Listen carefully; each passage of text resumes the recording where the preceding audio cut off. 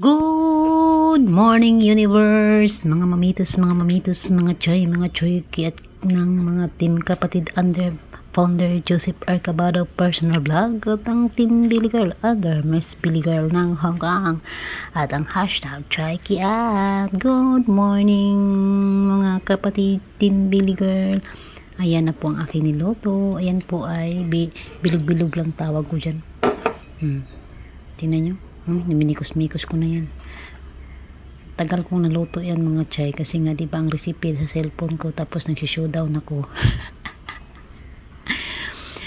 Masarap siya chay pero mas masarap yung una kong niluto kasi bagong recipe kasi binigyan ni nanay, try daw.